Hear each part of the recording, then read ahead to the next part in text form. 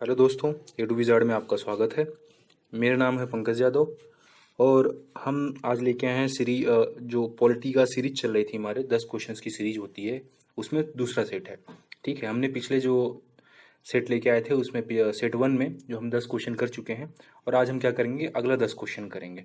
और आज के जो 10 क्वेश्चन है बहुत इंपॉर्टेंट क्वेश्चन है, बहुत अच्छे अच्छे क्वेश्चन है, इससे आपको बहुत सारी चीज़ें सीखने को मिलेंगी। ठीक है, तो इसमें क्या है कि हमने ऐसे क्वेश्चंस लिए हुए हैं जिससे एक क्वेश्चन से मैंने ऐसे क्वेश्चन लिए हैं जिससे एक क्वेश्चन से हम क्या कर सकते हैं कि बहुत सारे क्वेश्चंस का आंसर कर पाएंगे। मतलब एक क्वेश्चन में जो ऑप्शंस हैं, ऑप्शंस के थ्रू बहुत सारे क्वेश्चंस का आंसर हम जान सकेंगे। ठीक है, तो हम क्या करते हैं, आज की अपनी सीरीज स्टार्ट करते हैं। तो हमारा जो पहला क्वेश्चन है उसमें क्या करना है, मैच करना है लिस्ट वन से लिस्ट टू से। जो हमारे ये लिस्ट वन में क्या दिया हुआ है, लिस्ट वन में हमको दिया हुआ है कि कुछ प्रोविजंस हैं जो कॉन्स्टिट्यूशन के, उसको मैच करना है लिस्ट टू में। लिस्ट टू में क्या दिया हुआ है कि वो जो प्रोविजंस हैं लिस्ट वन में, तो लिस्ट टू में क्या दिया हुआ है कि कौन सी कंट्री से लिए गए हैं। यानी कि लिस्ट वन में दिया गया प्रोविजंस, हमें जानना है कि कौन सी कंट्री से वो प्रोविजंस लिए गए हैं। ठीक है, तो हम आगे चलते हैं, हम देखते हैं अपना क्वेश्चन वन। लिस्ट वन में क्या दिया, डायरेक्टिव प्रिंसिपल्स दिया हुआ है, जैसे डीपीएसपी जिसको हम बोलते हैं, directive principle of state policy, DPSP. तो हमको ये जानना है कि डीपीएसपी कहाँ से लिया गया है। तो डीपीएसपी जो लिया गया है हमारा, कहाँ से लिया गया, डीपीएसपी लिया गया कॉन्स्टिट्यूशन ऑफ आयरलैंड से लिया गया है। कॉन्स्टिट्यूशन ऑफ आयरलैंड से लिया गया है हमारा डीपीएसपी। और हमको ये जानना जरूरी है कि डीपीएसपी हमारे कौन से आर्टिकल के अंतर्गत आता है, यानी कौन से आर्टिकल में आ जाता है। डीपीएसपी जो हमारा आता है, आर्टिकल जो है 36 से लेके 51 में आता है, तो हमारा डीपीएसपी इस आर्टिकल्स में कवर हो जाता है। तो आपको ये पता चल गया होगा। और हमारा जो दूसरा दिया हुआ है उसमें है emergency power of the president. यानी कि ये कहाँ से लिया गया है, emergency of the power of the president, ये लिया गया है जर्मनी के कॉन्स्टिट्यूशन से। ठीक है, तो आप याद रखेंगे जो इमरजेंसी पावर्स हैं वो जर्मनी के कॉन्स्टिट्यूशन से लिया गया है। और हमको जानना होगा कि इमरजेंसी हमारी कौन से आर्टिकल्स के बीच उसमें आती है। आर्टिकल 352 से लेके आर्टिकल 360 के बीच में आता है हमारा इमरजेंसी पावर। और हमारा थर्ड क्या दिया हुआ है कि यूनियन स्टेट रिलेशनशिप, यानी कि सेंटर और स्टेट के बीच में रिलेशन कौन सी कंट्री से लिया गया है, वो लिया गया है हमारा कनाडा से। कनाडा का कॉन्स्टिट्यूशन है वहां से लिया गया है। इसमें होता है क्या एक्चुअली, इसमें होता है जैसे सेंटर स्टेट के बीच में रिलेशन, कैसे रिलेशन, यानी कि शक्तियों का बंटवारा कैसे होगा, यानी कि पावर का डिस्ट्रीब्यूशन कैसे होगा, कौन से सब्जेक्ट पे जो सेंटर क्या कर सकती है, कानून बना सकती है, यानी कि लॉ बना सकती है, और कौन से उस सब्जेक्ट पे जो है स्टेट कानून बना सकती है। और कुछ ऐसे सब्जेक्ट्स हैं जिसपे दोनों कानून बना सकती हैं। तो ठीक है, ये इसमें मेंशन होता है हमारा सेंटर स्टेट रिलेशंस में। इसको हमने कहाँ से लिया, कनाडा से लिया है। और सेंटर स्टेट रिलेशंस को जो हमारा है, ये हमारा आर्टिकल जो है 245 से लेके 263 तक आता है। इसको याद रखेंगे, कई बार पूछा हुआ है। जो हमारा ये यूनियन स्टेट रिलेशंस है, कौन कौन से आर्टिकल के बीच में आता है, ये आर्टिकल 245 से लेकर 263 के बीच में आता है। और हमारा लास्ट जो है इसमें डी है जो, वो है अमेंडमेंट ऑफ द कॉन्स्टिट्यूशन। यानी कि हम कॉन्स्टिट्यूशन में कोई चेंजेस करना चाह रहे हैं, कोई अमेंडमेंट लाना चाह रहे हैं, कोई नई चीज जोड़ना चाह रहे हैं, कोई पुरानी चीज को हटाना चाह रहे हैं, तो कैसे करेंगे। इसको हमने कहाँ से लिया है, ये लिया है कॉन्स्टिट्यूशन ऑफ साउथ अफ्रीका से। तो आप याद रखेंगे जो अमेंडमेंट का जो कॉन्सेप्ट है, ये हमने कहाँ से लिया है, साउथ अफ्रीका से लिया है। और ये कौन से आर्टिकल के अंतर्गत आता है, आर्टिकल 368 के अंतर्गत आता है। इसको आप याद रखेंगे। तो ये जो 4-5 चीजें हैं बहुत इंपॉर्टेंट हैं। इसके अलावा भी बहुत सारी चीजें हमने ली हैं, बोरो करी हैं दूसरे कंट्रियों से, कॉन्स्टिट्यूशन से। तो हम क्या करेंगे, उसको भी अगले जो भी सीरीज आएगी हमारी, जो सेट आएगा उसमें कवर कर लेंगे। आप अभी 4 जो हैं, ये 4 को याद रखिए क्योंकि बहुत इंपॉर्टेंट है, कई बार एग्जाम में पूछे जा चुके हैं। और ये छोटी एग्जाम्स में नहीं, बड़ी बड़ी एग्जाम्स में पूछा जाएगा, यूपी पीसीएस में, बिहार पीसीएस में, यानी कि सारे स्टेट के पीसीएस में, इवन यूपीएससी तक पूछा जा चुका है। इसलिए हम उस पर क्या करेंगे, बहुत ज़्यादा ध्यान देंगे। ठीक है, तो हम चलते हैं अपने नेक्स्ट क्वेश्चन में। नेक्स्ट क्वेश्चन हमारा क्या बोलता है, the schedule of constitution of India contains special provisions for administration and control of the schedule areas in several states। यानी क्या बोला, कौन सा शेड्यूल, ऐसा शेड्यूल है जो क्या कंटेन करता है, प्रोविजन करता है कि एडमिनिस्ट्रेशन ऑफ जो शेड्यूल्ड एरियाज होती हैं, शेड्यूल्ड ट्राइब्स की होती हैं बहुत सारे स्टेट्स में, तो ये कौन से शेड्यूल के अंतर्गत आता है। तो हमारा जो पहला क्या दे रखा है, ऑप्शन ए क्या दे रखा है, ये दे रखा है 3rd schedule, option B 5th schedule, option C 7th schedule, option D 9th schedule. तो हमारा आंसर क्या होगा इसमें, हमारा आंसर होगा 5th शेड्यूल। ठीक है, 5th शेड्यूल में क्या करेगा, इसमें प्रोविजंस है कि 5th शेड्यूल में प्रोविजन क्या है कि कि शेड्यूल्स जो हैं ये रिलेट करता है किससे, जो है एडमिनिस्ट्रेशन करना एंड कंट्रोल करना, एडमिनिस्ट्रेशन एंड कंट्रोल करना, यानी कि वहाँ की जो मैनेजमेंट करना है, एडमिशन एंड कंट्रोल प्रोवाइड कराता है इस शेड्यूल के अंतर्गत। ठीक है, कि कौन कौन से एरियाज का, शेड्यूल एरियाज का और शेड्यूल ट्राइब्स का, बहुत सारे स्टेट्स में। ठीक है, तो ये कौन से आर्टिकल के अंतर्गत आता है, ये आर्टिकल के अंदर अंतर्गत आता है हमारे आर्टिकल 244 ए के अंतर्गत आता है। इसको बहुत अच्छे से याद करके रखिएगा आप। ठीक है, और जब हम बोलते हैं कि जो शेड्यूल ये है, ये कि एडमिनिस्ट्रेशन करना और कंट्रोल करना, ये हमारा किसके अंतर्गत आता है, ये पार्ट 10 के अंतर्गत आता है। आप याद रखेंगे पार्ट 10 के अंतर्गत आता है, इसको याद रखेंगे, कई बार पूछ चुका है ये। ठीक है, तो अब इसमें हम एक दो जानकारी और ले लेते हैं। तो इसमें जो है फिफ्थ शेड्यूल में क्या क्या आता है, फिफ्थ शेड्यूल में जो है देखो, तो एक होता है असम, AMTM लिख लीजिए, AMTM। AM मतलब असम, इसका मतलब है असम, इसका है मिजोरम, इसका त्रिपुरा और इसका मेघालय। इन सब को छोड़ के जो स्टेट्स आते हैं उनके अंदर जो ट्राइबल एरियाज होंगी या ट्राइबल शेड्यूल ट्राइब्स होंगे, तो वो जो शेड्यूल फिफ्थ में जो मेंशन है वो इनमें आते हैं। ठीक है, इन सबको छोड़ के जो शेड्यूल फिफ्थ में आते हैं, जो दूसरे हैं ट्राइबल एरियाज और ट्राइबल शेड्यूल ट्राइब्स, वो शेड्यूल फिफ्थ में आते हैं। और ये सब जो है असम, मिजोरम, त्रिपुरा और मेघालय, ये आते हैं किसमें, शेड्यूल सिक्स्थ में आते हैं। आप इसको याद रखिएगा, नहीं तो बहुत गड़बड़ हो जाएगा। छोटा सा डिफरेंस है, आप इसको याद रखिए। ठीक है, इसके अलावा हम देख लेते हैं कि और दो शेड्यूल्स हमको दिए गए हैं कहाँ कहाँ आते हैं, इसमें क्या क्या है। जैसे हमारा शेड्यूल थर्ड दिया हुआ, शेड्यूल थर्ड किससे रिलेटेड है, शेड्यूल थर्ड हमारा जो है किससे रिलेटेड है, ओथ से रिलेटेड है, ओथ से रिलेटेड है। जैसे कि प्राइम मिनिस्टर की ओथ, प्रेसिडेंट की ओथ, सुप्रीम कोर्ट के जजेस की ओथ, ठीक है, हाई कोर्ट के जजेस की ओथ, और स्टेट्स में CM की ओथ, कैबिनेट जो कैबिनेट मिनिस्टर्स होते हैं उनकी ओथ, ये सबसे रिलेटेड है हमारा कौन सा, थर्ड शेड्यूल। हम देखते हैं फिफ्थ शेड्यूल, हमने बता दिया आपको किससे रिलेटेड है। उसके बाद आ गया हमारा सेवन शेड्यूल। सेवन शेड्यूल किससे रिलेटेड है, सेवन शेड्यूल हमारा जो है सेंट्रल स्टेट के बीच में जो रिलेशंस है, यानी कि सेंट्रल स्टेट के बीच में जो लिस्ट है, किस पे किस कौन से सब्जेक्ट पर क्या कर सकती है, कौन कानून बना सकता है। इसमें हमारी कौन सी लिस्ट है, 3 लिस्ट है। एक है यूनियन लिस्ट, दूसरी है स्टेट लिस्ट, तीसरी कौन सी है, कंकरेंट लिस्ट। तो इसमें यूनियन लिस्ट में कितने यूनियन कितने संघ सूची बोलते हैं इसको, राज्य सूची बोलते हैं इसको, समवर्ती सूची कहा जाता है। तो समवर्ती सूची यानी कि यूनियन लिस्ट में कितने सब्जेक्ट पे कानून बना सकती है सेंटर, उस पे है 97 सब्जेक्ट्स पे कानून बना सकती है। जो राज्य सूची यानी कि स्टेट लिस्ट, उस पे कितने सब्जेक्ट बना सकती है कानून, उस पे 62 सब्जेक्ट पे कानून बना सकती है। कॉन्करेंट यानी कि समवर्ती जो सूची है उस पे कितने सब्जेक्ट पे कानून बना सकती है, उससे बना सकती है 52 सब्जेक्ट्स पे कानून बना सकती है। तो आपको 7 शेड्यूल मुझे लग रहा है समझ में आ गया होगा। अब हम चलते हैं 9 शेड्यूल। 9 शेड्यूल किससे रिलेटेड है, पहली बात तो 9 शेड्यूल को कब लाया गया है, 9 शेड्यूल को जो है ये जोड़ा गया हमारे कॉन्स्टिट्यूशन में। पहला तो हमने क्या किया, फर्स्ट कॉन्स्टिट्यूशनल अमेंडमेंट किया, फर्स्ट कॉन्स्टिट्यूशनल अमेंडमेंट किया 1951 में। ठीक है, फर्स्ट कॉन्स्टिट्यूशनल अमेंडमेंट 1951 के तहत इसको क्या करा, जोड़ा गया।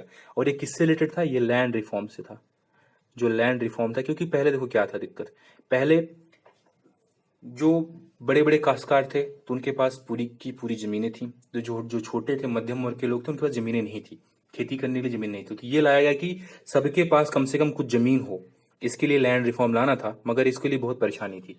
तो उन्होंने क्या किया गया, कॉन्स्टिट्यूशन में फर्स्ट शेड्यूल में अमेंडमेंट करके 1951 में लैंड रिफॉर्म का बिल लाया गया और उसको क्या कर दिया गया, जोड़ दिया गया, जो कि किसमें था, 9 शेड्यूल में था। ठीक है, तो मुझे लग रहा है आपको सारे शेड्यूल समझ में आ गए होंगे। अब हम चलते हैं अपने नेक्स्ट क्वेश्चन में। तो हमारा नेक्स्ट क्वेश्चन क्या है, जो सिक्किम जो है, Sikkim was made an integral part of India under, यानी कि कुछ अमेंडमेंट दिया गया है, कुछ सिक्किम को कौन से अमेंडमेंट के तहत इंडिया का इंटीग्रल पार्ट बना दिया गया। क्योंकि आपको पता है कि सिक्किम जो था पहले इंडिया का पार्ट नहीं था, कब तक नहीं था वो हम जानते हैं। तो ऑप्शन हमको क्या दे रखा है, 36 constitutional amendment, 39th constitutional amendment, 40th constitutional amendment और 42nd कॉन्स्टिट्यूशनल अमेंडमेंट। और आप देख सकते हो कब पूछा गया, यूपी PCS में मेंस में 2008 में पूछा गया। देखो ये RRB में पूछा जा चुका है क्वेश्चन। ठीक है, तो सिक्किम को कब लाया गया इसको हम जानते हैं। पहली बात तो हमको जानना होगा कि सिक्किम जो है उसको 1 मार्च जो था 1975, 1 मार्च 1975 को पहले क्या किया गया, 35th कॉन्स्टिट्यूशनल अमेंडमेंट किया गया। उसके तहत सिक्किम को क्या बना दिया गया, एसोसिएट जो हमारा राज्य बना दिया गया, एसोसिएट स्टेट बना दिया गया इंडिया का, एसोसिएट स्टेट बना दिया गया सिक्किम को। ठीक है, कब, 1 मार्च 1975 को 35th कॉन्स्टिट्यूशनल अमेंडमेंट करके इसको एसोसिएट राज्य बना दिया गया। ठीक है, उसके कुछ दिनों बाद ही क्या कर दिया गया, 36 कॉन्स्टिट्यूशनल अमेंडमेंट आया। कौन सा आया, 36 कॉन्स्टिट्यूशनल अमेंडमेंट कब वो आया, 36 कॉन्स्टिट्यूशनल अमेंडमेंट आता है 26 अप्रैल को 1975 को, एक महीने के बाद ही लगभग 1975। ठीक है, इसके बाद इसको क्या कर दिया, इसको हमारे पूर्ण राज्य का दर्जा, कंप्लीट राज्य का दर्जा दे दिया गया, और इसको हमको क्या कर दिया गया, हमारे कॉन्स्टिट्यूशन में अमेंडमेंट करके हमको क्या कर दिया गया, इसको शामिल कर लिया गया, इंडिया में इसको शामिल कर लिया गया, इंटीग्रल पार्ट बना दिया गया। तो ठीक है, आपको पता चल गया होगा 36 कॉन्स्टिट्यूशनल अमेंडमेंट जो कि 26 अप्रैल 1975 को करके सिक्किम को इंटीग्रल पार्ट बना दिया गया इंडिया का। उसके पहले जो 35th कॉन्स्टिट्यूशनल अमेंडमेंट हुआ था उससे क्या, इसको एसोसिएट राज्य का दर्जा दिया गया था, एसोसिएट राज्य बनाया गया था। तो आपको मुझे लग रहा है समझ में आ गया होगा ये। ठीक है, और 42nd कॉन्स्टिट्यूशनल अमेंडमेंट आपको जो देखो इसमें एक और इंपॉर्टेंट है 42nd कॉन्स्टिट्यूशनल अमेंडमेंट। ये क्या है, इसको हम क्या बोलते हैं, मिनी कॉन्स्टिट्यूशन ऑफ इंडिया बोलते हैं, मिनी कॉन्स्टिट्यूशन ऑफ इंडिया, क्योंकि इसमें बहुत सारे चेंजेस किए गए। इसके लिए इसको क्या बोलते हैं, मिनी कॉन्स्टिट्यूशन ऑफ इंडिया। ठीक है, आपको ये समझ में आ गया होगा। अब हम क्या करते हैं, हम अगला क्वेश्चन देखते हैं अपना, क्वेश्चन नंबर 4। अब क्वेश्चन नंबर 4 में क्या दिया गया है, which of the following is not one of the fundamental rights. तो ये कुछ हमारे ऑप्शंस है जिसमें से पूछा है कि कौन सा इसमें से फंडामेंटल राइट क्या है, नहीं है, not one of the fundamental right. तो देखो पहले क्वेश्चन हमको दिया है कौन सा फंडामेंटल राइट नहीं है। ठीक है, तो right to freedom of religion, ये आपका फंडामेंटल राइट नहीं है। आपको बोलने की स्वतंत्रता के अधिकार है, राइट टू फ्रीडम, मतलब किसी भी धर्म को चूज करने, उसको प्रोपोगेट करने का अधिकार है आपको, ये हमारा फंडामेंटल राइट है।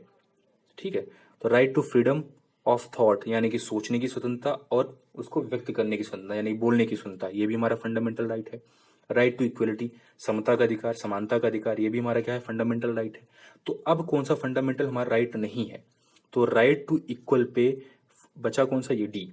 तो हमारा आंसर क्या होगा, जो फंडामेंटल राइट नहीं है, फंडामेंटल राइट हमारा हो गया ऑप्शन डी। तो इसमें क्या दिया, right to equal pay for equal work as well as man and women. इसमें क्या बोलेगा, समान कार्य के लिए, हम अगर हिंदी में बताए तो समान कार्य के लिए समान वेतन, चाहे वो आदमी हो, पुरुष हो या महिला हो, सबको एक वेतन मिलना चाहिए। ये हमारा फंडामेंटल राइट में नहीं आता। अगर ये फंडामेंटल राइट में नहीं आता तो आता कहाँ है, तो ये आता है directive principle of state policy, जिसको हम क्या बोलते हैं, राज्य के नीति निर्देशक तत्व, डीपीएसपी के अंतर्गत आता है। और कौन से आर्टिकल में आता है, आर्टिकल जो है 39D के तहत आता है, आर्टिकल 39D के तहत आता है। इसको आप याद रखेंगे, बहुत इंपॉर्टेंट क्वेश्चन है, कई बार पूछा जा चुका है। और मैंने आपको दिखाया, देखो ये सब आरआरबी, सुपरवाइजर, आईएएम बहुत बार और यूपीएससी तक इवन पूछा जा चुका है ये। बट यूपीएससी में क्या होता है, बहुत सारे क्वेश्चंस मतलब अलग से आते हैं, उसमें जो ऑप्शंस होते हैं बड़े अच्छे होते हैं, मगर पूछा जा चुका है, यही सेम कॉन्सेप्ट पे पूछा जा चुका है, आप इसको याद रखेंगे, इंपॉर्टेंट क्वेश्चन है ये। ठीक है, तो हम चलते हैं अगले क्वेश्चन में। Which one of the following is correct chronological order of the formation of the following states, यानी कि जो हमारे स्टेट्स बने हैं, जो नए नए स्टेट्स बने हमारे, ठीक है, जो शामिल किए गए, तो उनमें से कौन सा क्रोनोलॉजी क्या है, करेक्ट क्रोनोलॉजी, पहले स्टेट कौन सा बना, उसके बाद कौन सा स्टेट बना, उसके बाद कौन सा स्टेट बना। ठीक है, जो स्टेट हमारा रिफॉर्मेशन वाला आया, उसके बाद कौन कौन से बनते चले गए स्टेट्स। तो पहले हमको जानना होगा, हमको ऑप्शन दे रखा, नागालैंड, हरियाणा, सिक्किम, अरुणाचल प्रदेश, नागालैंड, हरियाणा, सिक्किम, अरुणाचल प्रदेश, ये सब दिया हुआ है। ठीक है, तो पहले हम इसी पे देख लेते हैं कि कौन सा ये, सब सारे चारों ऑप्शन वही है, बस आगे पीछे लिखा हुआ, तो हम जानेंगे कि पहले कौन सा बना है। तो इसके लिए हम क्या करते हैं, पहले हम जान लेंगे कि पहले ऑप्शन में मान लो कि हमने लिया नागालैंड, हमने एक बना लेंगे, उसके हिसाब से हम कर लेंगे अपना। तो नागालैंड जो है कब बना, नागालैंड बना था 1963 में, नागालैंड बना है 1963 में। ठीक है, और हम हरियाणा देखते हैं, हरियाणा कब बना, 1966 में हमारा बना है हरियाणा स्टेट। और नागालैंड किससे बना, नागालैंड टूट के बना है असम से, क्योंकि असम उस समय सबसे बड़ा था, उसी से टूट के हमारे जो छोटे छोटे जो ये नॉर्थ ईस्ट वाले स्टेट्स बने, सारे बने हैं। ठीक है, तो नागालैंड बना 1963 में, हरियाणा बना है 1966 में, उसके बाद में सिक्किम बना है, हमने बता दिया आपको पहले ही, सिक्किम बना था 1975 में। ठीक है, अब हमारा ऑप्शन डी अरुणाचल प्रदेश, ये बना है 1987 में, सॉरी यहाँ लिख देते हैं, 1987 में बना है अरुणाचल प्रदेश। तो हम ऑप्शन देखते हैं कि हमारा अब आंसर कौन सा हो सकता है, हम क्रोनोलॉजी मैच करते हैं कौन सा ऑप्शन होगा। तो पहले होना चाहिए इसमें हिसाब से 1963, 1966, फिर 1975, 1987। तो पहले कौन सा है? नागालैंड। देखो, तो नागालैंड से शुरुआत होने वाला है। तो हम देखेंगे नागालैंड किस में स्टार्टिंग में। देखो, इसमें है नागालैंड, इसमें है, ये हमारे ऑप्शन हो सकता है, और ये तो कतई नहीं होंगे दोनों। तो नागालैंड के बाद कौन सा आएगा? हरियाणा। तो नागालैंड के बाद हरियाणा आ रहा है, नागालैंड के बाद अरुणाचल प्रदेश है, तो ये भी हमारा ऑप्शन नहीं होगा। तो हमारा ऑप्शन कौन सा होगा? ये जो हमारा ऑप्शन ए हो जाएगा। तो आप याद रखेंगे, इसके लिए आपको कुछ डेट्स याद रखनी होंगी, कौन से स्टेट का फॉर्मेशन हुआ। मैं इसको आपको अगले वीडियोस में, या जब मैं दोबारा क्वेश्चन कुछ ऐसा कवर करूंगा तो उसमें इंक्लूड कर दूंगा, इससे जिससे आपको पूरा क्या होगा, इसको याद हो जाएगा। फिर इस टॉपिक से रिलेटेड आपको कोई भी दिक्कत नहीं होगी।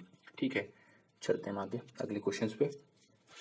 ये क्वेश्चन हमारे को लिस्ट ए दिया हुआ है, कुछ मैच करानी है हमारे आर्टिकल्स, किससे रिलेटेड है? हमारे आर्टिकल्स। लिस्ट ए में आर्टिकल्स दिया हुआ है, और लिस्ट बी में क्या दिया रखा है? आर्टिकल्स, जो रिलेशन क्या है उसका। तो हम मैच करते हैं रिलेशंस को, और हमारे पास ये ऑप्शंस दिया हुआ है नीचे। ये देखो, यूपी पीसीएस 2004 का क्वेश्चन है। ठीक है, तो मतलब क्वेश्चन बड़े अच्छे हैं, और आप इसको बार बार करिए, आपको समझ में आएगा। देखो, इसमें से आप कितनी चीज सीखेंगे? 1 2 3 4, 4 ऑप्शन है, तो 4 चीज आप सीखेंगे, 4 आर्टिकल्स को आप यहीं से लर्न कर लेंगे। तो हम देखते हैं पहला, आर्टिकल 14 क्या बोलता है, आर्टिकल 15 किससे रिलेटेड है, आर्टिकल 16 किससे रिलेटेड है, आर्टिकल 17 किससे रिलेटेड है। ये रिलेशन हमको दे रखा है, तो हम देखते हैं किससे रिलेशन हो सकता है। आर्टिकल 14 क्या बोलता है? The state shall not deny to a person, ठीक है, इक्वलिटी बिफोर लॉ। तो हमारा आर्टिकल 14 क्या बोलता है? आर्टिकल 14 बोलता है कि विधि के समक्ष समता, यानी कि क्या होना चाहिए? Equality before law. हमारा आर्टिकल 14 क्या है? रिलेटेड है इक्वलिटी बिफोर लॉ। तो हमारा पहला जो है उसका फर्स्ट से रिलेटेड है। तो हम देखेंगे आंसर्स में पहला किससे रिलेटेड है? फर्स्ट से रिलेटेड है। तो इसमें एक ही आंसर दिख रहा है हमको, जो रिलेशन मैच कर रहा है। तो हमारा आंसर कौन सा हो जाएगा? ए ही हो जाएगा, क्योंकि और दूसरा ऑप्शन है नहीं। देखो, ए बी सी है, ए से ए, यहाँ पर ए को बी से मैच कर रहा है तो है नहीं, यानी कि डिस्क्रिमिनेशन की बात कर रहा है। यहाँ पर ए को जो मैच कर रहा है, ए को मैच कर रहा है फोर्स से, अनटचेबिलिटी इससे भी मैच नहीं कर रहा है। तो हमारा आंसर एक हो जाएगा। तो हमको आंसर पता तो चल गया, मगर हम इसको थोड़ा सा क्या करते हैं, पहले सीख लेते हैं कि क्या क्या हो रहा है इसमें। तो आर्टिकल 14 जो है हमारा क्या होता है? आर्टिकल 14 में क्या दिया गया है? उसमें यह बताया गया है कि जो है, जो कानून के समक्ष या विधि के समक्ष सबको क्या होना चाहिए? इक्वलिटी होनी चाहिए। ठीक है, और सबको क्या होना चाहिए? यानी कि इंडिया की जो टेरिटरी है, इंडिया का जो टेरिटरी है उसके अंदर अगर कोई व्यक्ति है तो सबके लिए कानून एक जैसा लागू होगा। मान लो अंबानी जी हैं, अभी मुकेश अंबानी है, अब वो बहुत बड़े आदमी है, तो उनके लिए ऐसा नहीं कि कानून अलग लगेगा। उन्होंने कोई गलत काम कर दिया तो उनके ऊपर भी कानून वही लगेगा जो हमारे ऊपर लगेगा। एक आम आदमी के ऊपर जो कानून लगता है वो बड़े लोगों के ऊपर भी कानून लगेगा। ठीक है, तो ये हमारा आर्टिकल 14 बोलता है, यानी कि the state shall not deny to a person equality before the law और equal protection of the law within the territory of India. यानी कि कहा, within the territory of India सबको एक समान कानून का अधिकार और एक समान उनको जो कानून के प्रति जो रक्षा मिलती है वो सब मिलेगी। तो आर्टिकल 14 आपको समझ में आ गया होगा। हम देखते हैं आर्टिकल 15 क्या बोलता है। आर्टिकल 15 बोलता है the state shall not discriminate against citizen on the grounds of, देखो आप इसको याद रखोगे, आर सी एस, RRCSB। ठीक है, आर से क्या, RRCSB याद रखेंगे। RRC क्या होता है? जो रेलवे रिक्रूटमेंट बोर्ड होता है। RRBSC लिख लो, कुछ भी लिख लो। तो ये क्या होता है इसमें होता है रिलीजन, आर से रिलीजन, दूसरा रेस होगा, तीसरा कास्ट हो गया, तीसरा सेक्स हो गया, तीसरा बर्थ हो गया। सेक्स से मतलब आप याद रखिए मेल और फीमेल, इनके आधार पर। तो RR जो हमारा CB है इसके आधार पर, ठीक है, देश के अंदर किसी भी व्यक्ति के साथ भेदभाव नहीं किया जाएगा। यानी कि उसके रिलीजन के नाम पर किसी के साथ हम भेदभाव नहीं कर सकते। यहाँ लिखा है रिलीजन के नाम पर भेदभाव नहीं कर सकते। वो कौन से रेस का है उसके आधार पर भेदभाव नहीं किया जाता। क्या कास्ट है उसकी, अपर कास्ट है, लोअर कास्ट है, कौन सी कास्ट है, उसके आधार पर उससे भेदभाव नहीं किया जाता। वो मेल है, फीमेल है या ट्रांसजेंडर है, इसके आधार पर भी हम किसी के साथ भेदभाव नहीं कर सकते। या कौन से स्थान से वो व्यक्ति कहाँ पर पैदा हुआ है, मान लो कोई बिहार में पैदा हुआ है, यूपी में पैदा हुआ है, महाराष्ट्र में पैदा हुआ है, तो ऐसा नहीं कि हम महाराष्ट्र में हैं तो हम यूपी और बिहार वालों के साथ भेदभाव करेंगे। तो ये हमारा कॉन्स्टिट्यूशन अलाउ नहीं करता, मगर कॉन्स्टिट्यूशन अलाउ नहीं करता, बहुत जगह होता है सब चीज। तो ये भेदभाव नहीं किया जा सकता इसके आधार पर। तो आर्टिकल हमारा जो 15 है ये हमको बोलता है कि जो RRCSB यानी कि रिलीजन, रेस, कास्ट और सेक्स एंड बर्थ के आधार पर हम क्या नहीं कर सकते, किसी भी व्यक्ति के साथ हम भेदभाव नहीं कर सकते। ठीक है, हमको लगता है ये चीज आपको समझ में आ गई आर्टिकल 15। अब आर्टिकल 16 क्या बोलता है? आर्टिकल 16 हमारा जो बोलता है कि जो हम मान लो अब इंडिया के अंदर, ठीक है, सभी जितने भी व्यक्ति हैं नौकरियों में सभी को एक प्रकार की अपॉर्चुनिटी, इक्वल अपॉर्चुनिटी मिलनी चाहिए, ठीक है। There shall be equal opportunity for all the citizen in matter relating to employment, ठीक है। तो यानी कि अगर आप इंडिया के अंदर हैं, इंडिया के नागरिक हैं, तो आपको क्या होगा, हर जगह पर इक्वल अपॉर्चुनिटी मिलेंगी नौकरियों में। अगर ऐसा होता है, कुछ केसेस में नहीं होता, नहीं तो होता है, ठीक है। तो ये आर्टिकल 50 से जो हमारा 16 क्या बोलता है कि देयर शैल बी इक्वलिटी और equal opportunity for all the citizen in matter of relating to employment और appointment to any office under the state. तो आर्टिकल 16 आपको समझ में आ गया क्या करता है, यानी कि सबको जो है नौकरियों में इक्वल अपॉर्चुनिटी हर व्यक्ति को मिलती है। बट कुछ केसेस में नहीं होते, जहां पर आपसे क्या मांगा जाता है कि आप उस स्टेट के निवासी हो, सबसे पहले उनको मौका मिलेगा। ये सब होता है तब वहां पर नहीं हो पाता, क्योंकि वो पहले मेंशन किया जाता है। जब हम निकालते हैं उसके पहले मेंशन करते हैं कि भैया हमको रिक्वायरमेंट ये सारी है, जो आप यहाँ के डोमिसाइल है, अगर आपके पास डोमिसाइल है तो अप्लाई करोगे, आपको मिलेगा, नहीं तो डोमिसाइल नहीं है तो आपको नहीं मिलेगा। तो वो पहले से मेंशन कर दिया जाता है। आर्टिकल 17 क्या है, देखो आर्टिकल 17 हमारा डील करता है अनटचेबिलिटी से, यानी कि अनटचेबिलिटी क्या, अस्पृश्यता से। और अस्पृश्यता जो है इसमें कि एक अपराध इसको घोषित किया गया है, ठीक है।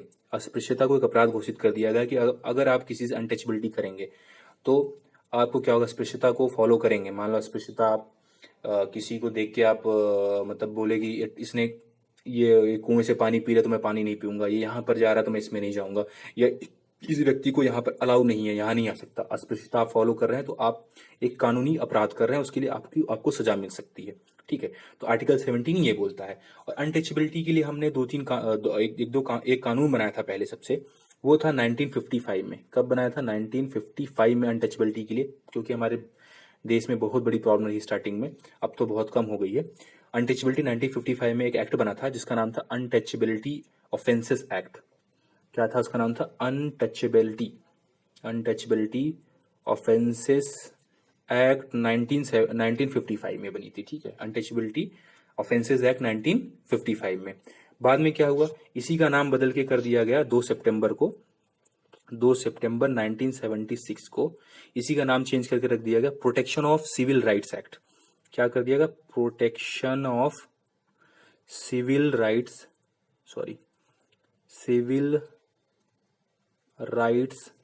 एक्ट कर दिया गया। इसी का नाम कर दिया गया 1976 में, 2 सितंबर 1976 में इसी का नाम कर दिया गया protection of civil right act, ठीक है।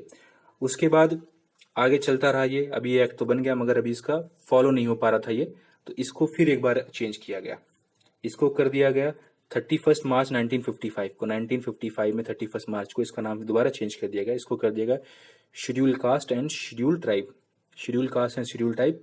Prevention act. क्या कर दिया गया, प्रिवेंशन एक्ट कर दिया गया। Schedule caste and schedule tribe prevention act, इसको कर दिया गया 1989 में किया गया ये, और इसको लागू किया 1989 में कर दिया गया था। बट इसको लागू जब कर दिया गया, ये किया गया था 1995 में। क्या किया गया, इसके रूल्स बनाए गए, कुछ के रूल्स बनाए गए, क्या क्या रूल्स होंगे, कैसे फॉलो होंगे। जैसे कि अगर शेड्यूल ट्राइब और शेड्यूल कास्ट का कोई व्यक्ति जाता है, कंप्लेन करता है, तो जो है एसपी के नीचे का जो ऑफिसर होगा वो क्या करेगा, उस केस का इन्वेस्टिगेशन नहीं करेगा, ठीक है। ये कुछ रूल्स बनाए गए इसके लिए। तो मुझे लगता है आपको समझ में आ गया होगा, मैंने बहुत सारी चीज बता दी आपको, ऑप्शन तो पता ही है, ए है, मैंने बहुत सारी इसमें जानकारी दे दी। हम चलते हैं अगले क्वेश्चंस में, ठीक है। अब equal pay for equal work has been ensured in the Indian constitution. अब मैंने बताया था पहले, equal pay for equal work यानी कि समान कार्य के लिए समान वेतन। जो है आप समान कार्य कर रहे हो, मान लो मैं काम कर रहा हूँ और आप काम कर रहे हो, और आपको ज्यादा पैसे दिए जाए वही काम करने के लिए, ठीक है। तो ये किस में मेंशन किया गया, ऐसा नहीं कर सकते आप। अगर समान कार्य करवा रहे हैं तो आपको समान वेतन देना होगा। मान लो आपको 300 रुपए दिया जा रहा है तो मुझे भी 300 रुपए देना मिलना चाहिए, होना तो यही चाहिए। तो ये कहाँ से हमको एक्सप्लेन किया गया, समान कार्य के लिए समान वेतन होना चाहिए। ये फंडामेंटल राइट है, आपको मैंने तभी बताया था फंडामेंटल राइट नहीं है। डायरेक्टिव प्रिंसिपल स्टेट पॉलिसी की फंडामेंटल ड्यूटीज में आता है, नहीं आता। इकोनॉमिक राइट ये भी नहीं आता। तो हमारा बचा कौन सा, हमने तभी बता दिया था कि ये directive principle of state policy से लिया गया है। ये क्वेश्चन हमने पहले करा दिया है। मगर आप याद रखेंगे इसका जो आर्टिकल है 39D, इसको याद रखेंगे, पूछता है। 39D नहीं पूछेगा, आपको आर्टिकल 39 पूछ लेगा बस। Equal pay for equal work पूछेगा तो आपको आर्टिकल दे देगा 39, ऑप्शन दे देगा 39, 40, ये सब दे देगा, तो आपको 39 मार के आगे बढ़ जाना है। ठीक है, हम चलते हैं अगले क्वेश्चन में। अब ये पूछ रहे हैं कि who held the office of the vice president of India, who held the office of the vice president of India for 2 consecutive terms. तो मतलब किसने जो है 2 लगातार टर्म्स में वाइस प्रेसिडेंट का ऑफिस होल्ड किया, यानी कि वाइस प्रेसिडेंट रहे लगातार। तो डॉक्टर राधाकृष्ण, बी जो है मिस्टर वेंकटरमन, सी शंकर दयाल शर्मा, और डी वीवी गिरी। तो 2 लगातार जो टर्म्स में हमारे रहे हैं वाइस प्रेसिडेंट, वो थे डॉक्टर राधाकृष्ण। और लेटेस्ट जो लगातार 2 टर्म में रहे वो कौन से रहे? हामिद अंसारी। वो कौन से रहे? हामिद अंसारी। 2 टर्म में लगातार ये भी रहे हैं, अभी लेटेस्ट जो रहे हैं। अगर लेटेस्ट क्वेश्चन आ गया हामिद अंसारी, तो अगर राधाकृष्ण नहीं है तो आपका आंसर कौन सा होगा? हामिद अंसारी। अब हम चलते हैं अगले क्वेश्चन पे। The council of minister does not include. Council of ministers क्या नहीं इंक्लूड करते? काउंसिल ऑफ मिनिस्टर्स में कौन कौन इंक्लूड नहीं होता? जैसे एक कैबिनेट मिनिस्टर, इसमें तो होते हैं। मिनिस्टर ऑफ स्टेट, ये भी होते हैं। मिनिस्टर विदाउट पोर्टफोलियो, मिनिस्टर हैं बट उनके पास कोई पोर्टफोलियो नहीं, वो भी इंक्लूड है। कैबिनेट सेक्रेटरी, कैबिनेट सेक्रेटरी नहीं होते। कैबिनेट सेक्रेटरी एक्चुअली क्या होते हैं? ये आईएएस अधिकारी होते हैं जो कैबिनेट सेक्रेटरी के लेवल तक जाते हैं, तो ये इसमें इंक्लूड नहीं होते ये। तो आपका आंसर कौन सा हो जाएगा? आपका आंसर हो जाएगा डी। आपको याद रखना है आंसर डी। अब आ गया क्या answer? Which part of the Indian constitution has been described as the soul of the constitution. यानी कि कौन से पार्ट को इंडियन कॉन्स्टिट्यूशन को क्या किया गया है? सोल ऑफ इंडियन कॉन्स्टिट्यूशन माना गया है। ठीक है, डिस्क्राइब किया गया है। पहला fundamental rights, directive principle state policy, the preamble, option C. Option D, the right to constitutional remedies. तो इसमें जो है हमारा आंसर होगा वो होगा ऑप्शन डी। ऑप्शन डी हमारा आंसर है। राइट टू कॉन्स्टिट्यूशनल रेमेडीज को क्या माना गया है? माना गया है हमारा सोल ऑफ द कॉन्स्टिट्यूशन। ठीक है, इसको किसने कहा था? इसको बोला था डॉक्टर BR भीमराव अंबेडकर। अंबेडकर ने कहा था इसको क्या बोला था? इसको सोल ऑफ कॉन्स्टिट्यूशन बोला था। ठीक है, और ये कौन से आर्टिकल्स के अंदर आता है? ये आर्टिकल जो है 32 के अंदर आता है। आप याद रखें, कई बार पूछ चुका है, एसएससी में तो कई बार पूछा है, और भी एग्जामों में पूछ चुका है, आरआरबी वगैरह में। आर्टिकल 32 बहुत इंपॉर्टेंट क्वेश्चन है ये। तो आर्टिकल 32 जो है डॉक्टर भीमराव अंबेडकर ने कहा था इसको सोल ऑफ द कॉन्स्टिट्यूशन बोला है। ठीक है, अब इस क्यों बोला है इसमें? क्योंकि अगर हम आर्टिकल 32 के हिसाब से अगर हम फंडामेंटल राइट्स को क्या करना चाह रहे हैं? फंडामेंटल राइट्स को हम इन्फोर्स करना चाह रहे हैं।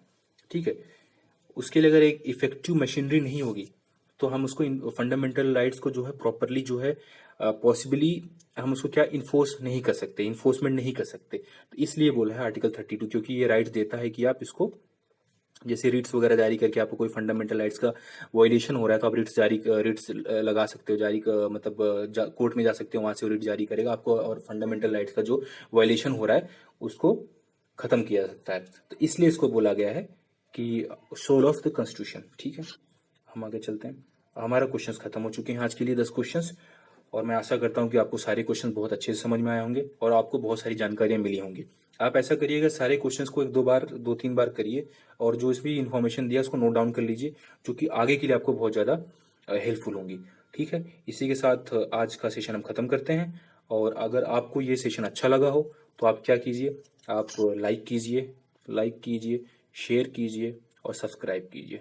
ठीक है, धन्यवाद। जय हिंद, जय भारत।